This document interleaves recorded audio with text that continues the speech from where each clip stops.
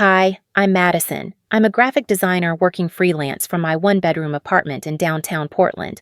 I've been building my client base for 3 years now, and honestly, I love the freedom it gives me. But New Year's Eve 2023, my own father kicked me out of our family dinner because I was still just renting an apartment at 28. He said I was embarrassing the family in front of our relatives. What he didn't know was that for the past 6 months, I'd been secretly covering his Audi payments because his credit was shot. Let me tell you what happened when that engine finally stopped running. Have you ever been judged by your family for choices that actually make perfect sense for your life?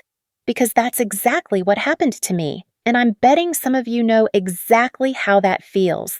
So, let me set the scene for you. December 31st, 2023. My parents have this tradition where the whole extended family comes over for New Year's dinner.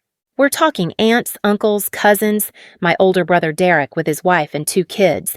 It's this massive gathering where everyone's supposed to share their accomplishments from the year and make toasts about success and family unity. Sounds nice, right? Well, it used to be. I'd driven over in my reliable Honda Civic, the same car I'd had since college. Nothing fancy, but it gets me where I need to go, and the payments are manageable. I walked into my childhood home carrying a bottle of wine and some homemade cookies I'd spent hours decorating with little champagne glasses and fireworks. I was actually excited to share some good news about landing a major client contract that would keep me busy through the first quarter. The house was already buzzing with conversation. My Aunt Carol was showing off pictures of her son's new promotion at the bank. Uncle Mike was talking about his latest golf handicap. Derek was in the living room bouncing his 3-year-old daughter on his knee while discussing his recent raise at the engineering firm. Everyone seemed happy and successful and normal. Mom hugged me at the door and complimented my cookies, but I could see this weird tension in her eyes. You know that look your mother gets when she's planning to have a conversation you don't want to have? That was the exact expression on her face. She kept glancing toward the kitchen where I could hear Dad's voice getting a little louder than usual. During cocktail hour, things felt okay. I was catching up with my cousin Jenny about her new marketing job, and she was genuinely interested in hearing about my freelance work. She even asked if I might be able to help with some design projects for her company. It felt good to talk about my career with someone who understood that freelancing isn't just unemployment with a fancy name. But then Dad called everyone to dinner. We all gathered around the dining room table, this huge mahogany thing that's been in our family for generations. Dad loves to sit at the head of the table like some kind of patriarch, carving the roast and making speeches about family values and success. Mom had outdone herself with the spread, prime rib, and roasted vegetables, and all the sides you could want. That's when Derek started talking about their house hunting success. He and his wife had just closed on a 4-bedroom colonial in the suburbs with a 2-car garage and a finished basement.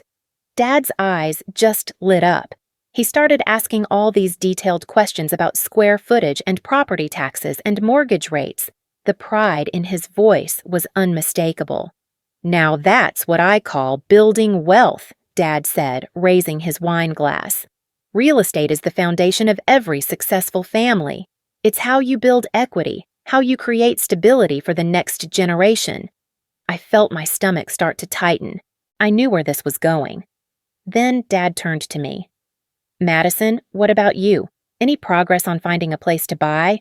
You've been looking for 2 years now?" Here's the thing. I hadn't been looking. Not really. I'd mentioned maybe thinking about buying someday, but I'd never committed to actively house hunting. My apartment works perfectly for my lifestyle. It's in a great neighborhood, close to my favorite coffee shops and art galleries. The rent is reasonable, and my landlord is incredibly responsive when anything needs fixing. Plus, with freelance income, I've learned the value of keeping my fixed expenses flexible. "Actually, Dad, I'm really happy with my apartment situation right now," I said, trying to keep my voice light. "It gives me the flexibility I need for my business, and I'm not ready for the commitment of a mortgage yet." The table went quiet. I could feel everyone's eyes on me. Dad set down his wine glass with more force than necessary. "Madison, you're 28 years old. At your age, I already owned 2 properties. Your brother owns his home. Even your cousin Mike bought that condo last year, and he's younger than you." "Different people have different priorities, Dad. My business is growing, and I'm building my savings.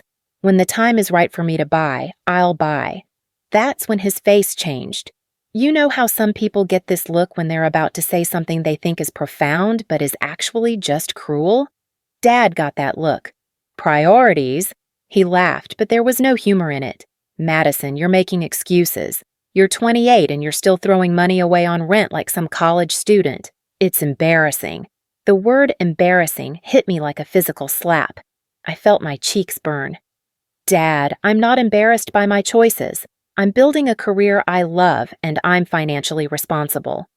Financially responsible? Dad's voice was getting louder now.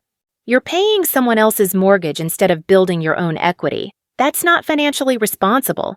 That's financially ignorant. I could see Mom shooting him warning looks, but he was on a roll now. Look around this table, Madison.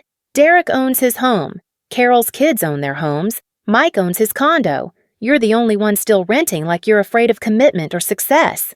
My hands were shaking now. I set down my fork because I was afraid I might throw it.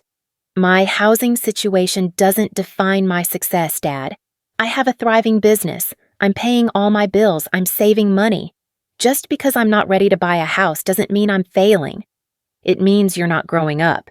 Dad shot back. It means you're content with mediocrity instead of pushing yourself to achieve something real. The whole table was silent now. Even the kids had stopped talking.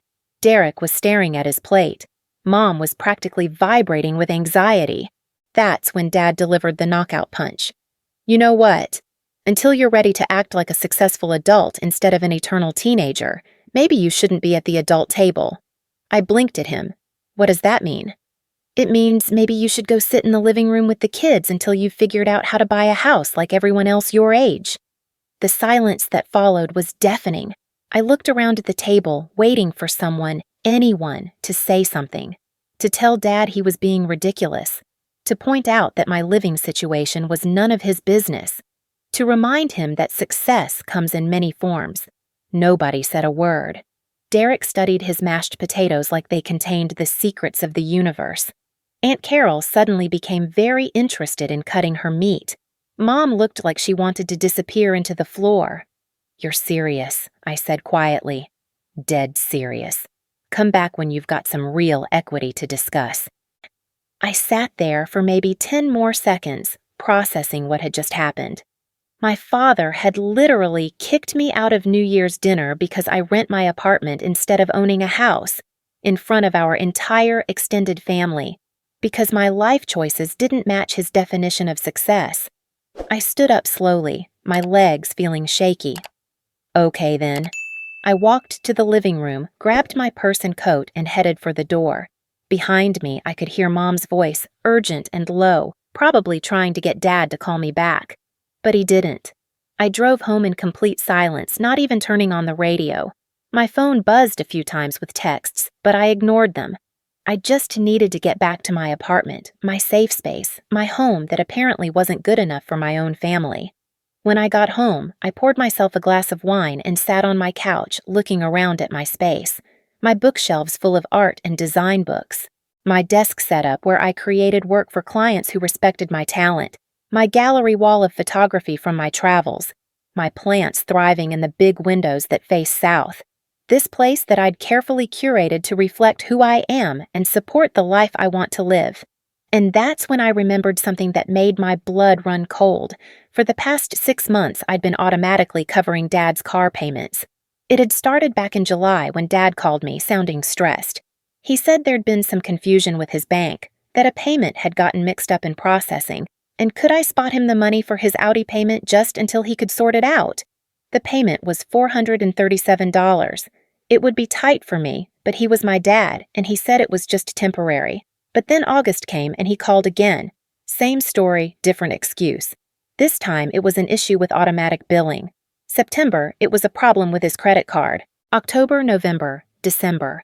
Each time he had a different explanation for why he couldn't make the payment himself. Each time he promised it was temporary. Each time I transferred the money because he's my father and I trusted him.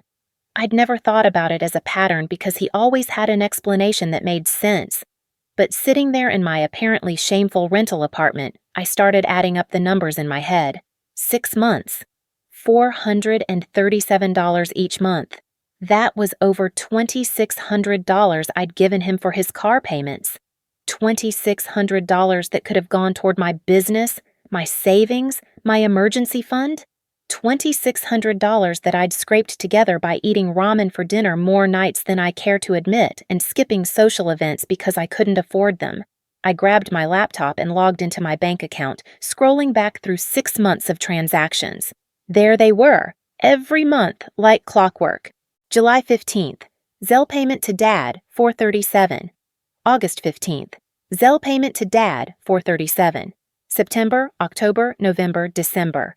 6 payments, each one carefully labeled in my meticulous budget spreadsheet as Family Emergency Assistance. I sat back on my couch, wine glass forgotten, staring at the numbers on my screen. My father, who had just humiliated me in front of our entire family for not owning property, had been financially dependent on his supposedly unsuccessful daughter for half a year. The same man who called me financially irresponsible had been unable to make his own car payments. The same man who said I was throwing money away on rent had been taking money from me to maintain his image of success. That's when I noticed something else in my account. All those payments had been going to something called auto loan services, not directly to an Audi dealership. I opened another browser tab and searched for the company name. It was a third-party loan service, the kind of company you end up with when your credit isn't good enough for manufacturer financing. The kind of place that charges higher interest rates and has stricter payment terms.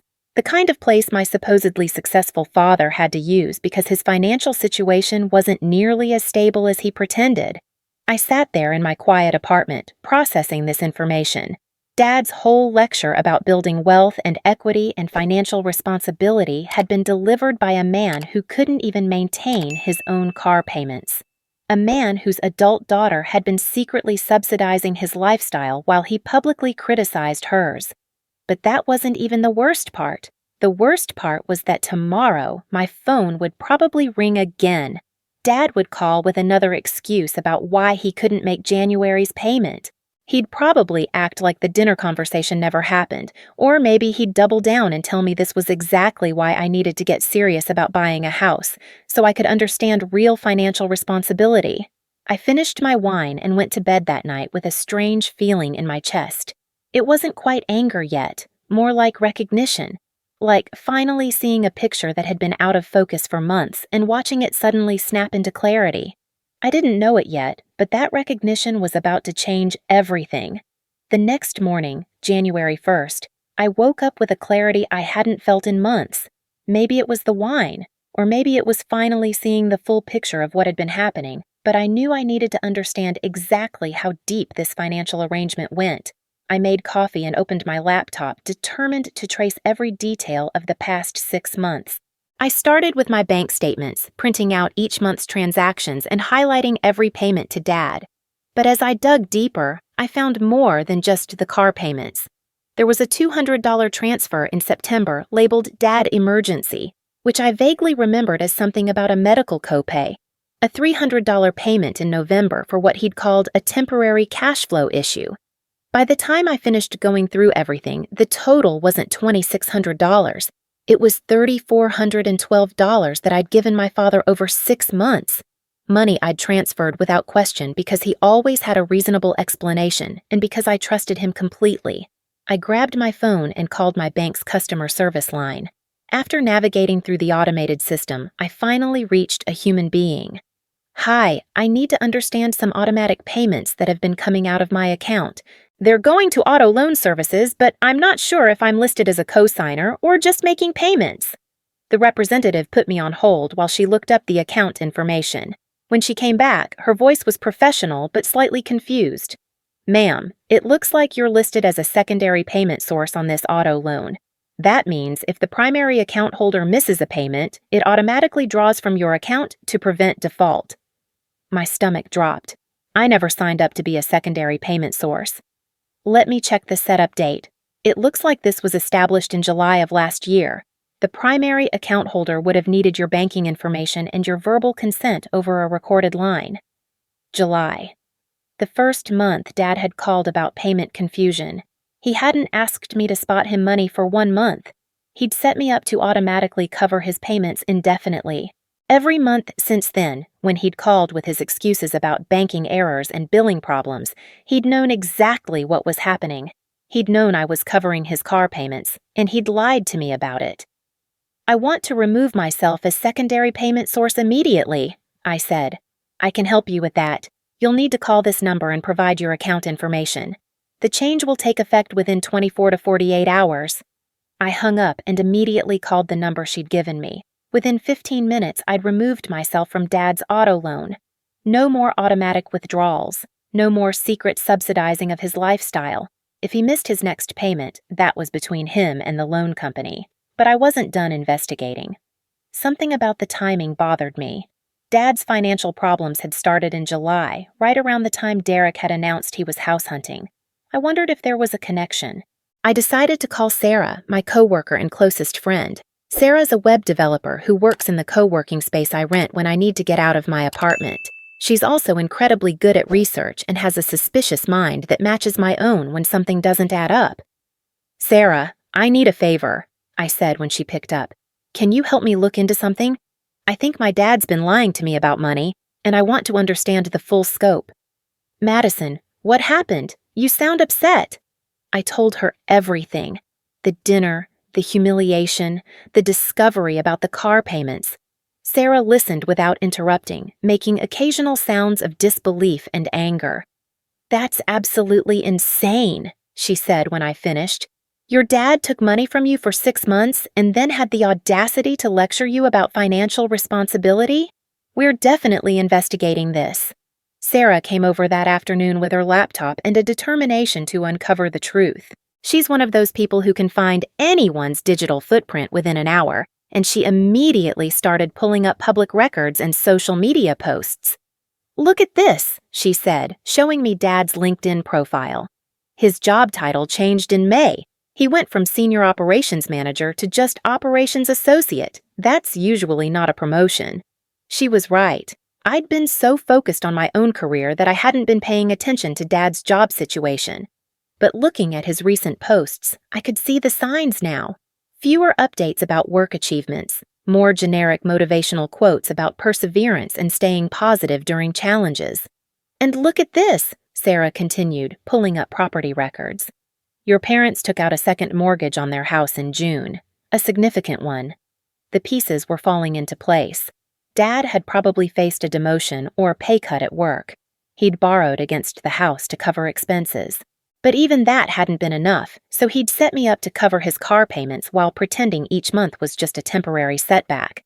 "Sarah, there's something else," I said. "Every time he called about the car payment, he made it sound like a one-time emergency, but he had to have known it was automatic after the first month."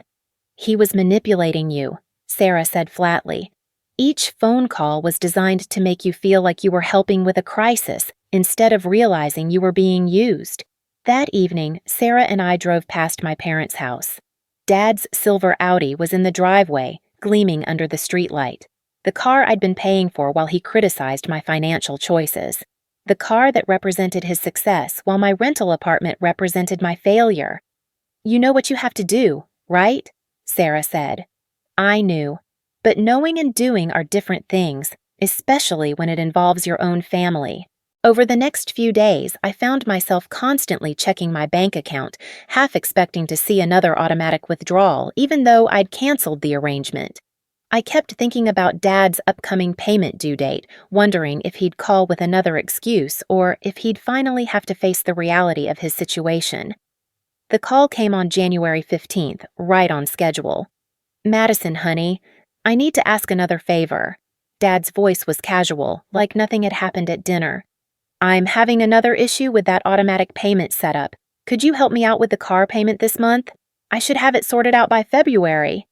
This was it, the moment of truth. I could continue enabling his lies, or I could call him out on what I'd discovered. "Dad, I need to ask you something," I said, my heart pounding. "Are you in financial trouble?" There was a pause. "What do you mean? I'm fine. This is just a temporary banking issue like I told you." Because I called the loan company, and they told me I was set up as a secondary payment source. That means your payments have been automatically coming out of my account for 6 months. There was never any banking confusion. The silence stretched so long I thought the call had dropped. Dad? Are you there? Madison, look, it's complicated. I was going to explain everything once I got back on my feet. How long have you been struggling financially? Another pause. Since the spring. I took a pay cut at work, and with Derek's wedding expenses last year and helping your mother with her medical bills, things got tight. So you set me up to pay your car loan without telling me. I was desperate, Madison. I thought it would just be for a month or two. I never meant for it to go on this long. Dad, do you understand that I've been struggling too? That I've been eating ramen and skipping social events because I thought I was helping you through temporary emergencies? I didn't think about that. And then you humiliated me at dinner for renting instead of buying a house, while I was literally paying your bills. Madison, that's not... I wasn't thinking clearly. I was embarrassed about my situation and I took it out on you. That wasn't fair. For a moment, I felt a flicker of sympathy. Dad sounded genuinely remorseful, and I could understand being embarrassed about financial problems. But then I remembered sitting at that dinner table, feeling the shame wash over me as he called me financially irresponsible in front of our entire family. Dad, I removed myself from your auto loan yesterday. You'll need to make your own payments from now on. Madison, please, just give me one more month to figure this out. I can't do that. I've given you over $3,000 in the past 6 months. I need to focus on my own financial stability. $3,000? It wasn't that much. I read him the exact total from my spreadsheet. $3,412, Dad. That's what I've given you since July. He was quiet for a long time. When he finally spoke, his voice was different, smaller. I had no idea it was that much. Madison, I'm sorry. I never meant for this to happen. I know you didn't mean it, Dad, but impact matters more than intention. After I hung up, I felt simultaneously relieved and terrified. I'd finally confronted him, but I had no idea what would happen next. Would he find a way to make his payments? Would the car get repossessed? Would he tell the rest of the family that I'd abandoned him in his time of need? 3 days later, I got my answer. Derek called me, and his voice was tight with barely controlled anger. Madison, what the hell did you do? Dad's car broke down this morning. He says you stopped helping with some payments? Derek, did Dad tell you he's been taking money from me for 6 months? He said you were helping out temporarily, but now his car won't start and he's saying something about missed payments. I was automatically paying his car loan without knowing it. He set up my account to cover his payments and then lied to me about it every month. Wait, what? Dad's been lying about his car payments? I explained everything to Derek. The automatic payments, the total amount, the lies about banking errors. Derek listened with increasing incredulity. Madison, I had no idea. He never told us he was having money problems. At dinner, when he was talking about financial responsibility. Yeah, while I was literally subsidizing his lifestyle. Oh my God, that's incredibly messed up. Derek, there's more. I looked into it and he took a second mortgage on the house in June. Plus, he got demoted at work. His whole lecture about success and building wealth was coming from someone who's been struggling financially for months. Derek was quiet for a minute. So when he's stranded at the golf club this morning, unable to start his car in front of his friends, that's him facing the reality of his actual financial situation instead of the image he's been projecting. That afternoon, the family group chat exploded. Dad had posted a long message about his car trouble, asking if anyone knew a good mechanic and mentioning something about payment processing issues. He was still trying to maintain the fiction that this was a technical problem rather than a financial one. I screenshot my bank statements showing 6 months of payments to auto loan services and posted them in the chat with a simple message. I think everyone should know the full story about these payment processing issues. The response was immediate and telling. Derek posted a crying, laughing emoji. My cousin Jenny wrote, "Wait, what?" Aunt Carol called Dad directly, and I could hear her raised voice through the phone when Mom answered, but the most revealing response came from my Uncle Mike. He private messaged me, "Madison, your dad borrowed money from me in September too, said it was temporary. Now I'm wondering if it was also for his car payments. It turned out Dad had been hitting up multiple family members for money throughout the fall. Uncle Mike had given him $800 for what Dad called unexpected home repairs. Cousin Jenny had lent him $300 for Christmas shopping cash flow.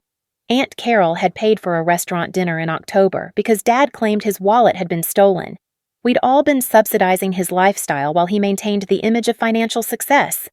And then he'd had the audacity to lecture me about fiscal responsibility while sitting in a car I'd been paying for. By evening, Dad posted another message in the group chat. This one was different, shorter, more honest. I owe everyone an apology.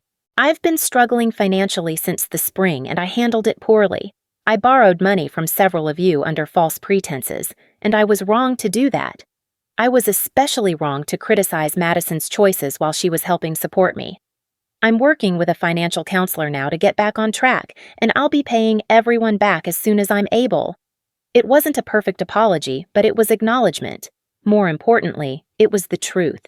That night, Sarah came over with takeout Chinese food and a bottle of wine to celebrate what she called my financial Independence Day. You know what the best part of this is? She said, raising her glass. You're not the family failure anymore. You're the one who had her shit together enough to bail out the supposed success story. She was right. The narrative had completely flipped. Instead of being the irresponsible daughter who couldn't commit to home ownership, I was the financially stable one who'd been supporting her struggling father. Instead of being lectured about building equity, I was the one who'd actually been building my father's equity by keeping his car payments current. 3 weeks later, Dad called me. Not for money this time, but to talk. Madison, I've been thinking a lot about what happened, about the dinner, about the money, about everything I said to you. Okay, I was wrong. Not just about taking your money, though that was terrible. I was wrong about judging your choices. You've built a successful business, you're financially independent, you're living the life you want to live. I had no right to criticize that just because it doesn't look like the path I took. Thank you for saying that, Dad. I think I was so embarrassed about my own situation that I needed to find fault with someone else's. That's not an excuse, it's just what I think was happening. We talked for almost an hour. About his job situation, which was improving. About his work with the financial counselor who was helping him create a realistic budget and payment plan. About my business, which he asked about with genuine interest for the first time in years. Madison, can I ask you something? Are you happy? In your apartment, with your work, with your life? Yeah, Dad, I really am. Then I'm proud of you. I should have said that at dinner instead of everything I actually said. 6 months later, Dad sent me a check for the full $3,412 he owed me, along with a handwritten note. Thank you for being the financially responsible one when I couldn't be. Your apartment is lovely, your business is impressive, and your independence is inspiring. I framed the note and hung it in my kitchen, right next to my favorite photo of the city view from my rental apartment windows. The apartment that's perfectly suited to my life, my work, and my goals. The apartment that taught me that success looks different for everyone, and that sometimes the people lecturing you about responsibility are the ones who need to learn the lesson themselves. These days, when people ask me about home ownership, I tell them I'm happy renting for now, and if they want to judge me for that choice, they're welcome to start by examining their own financial decisions first, because I've learned that the people who are loudest about others' choices are often the ones most insecure about their own. Have you ever been criticized for a life choice by someone who turned out to be struggling with that exact same issue? Share your story in the comments. I read them all, and I believe you.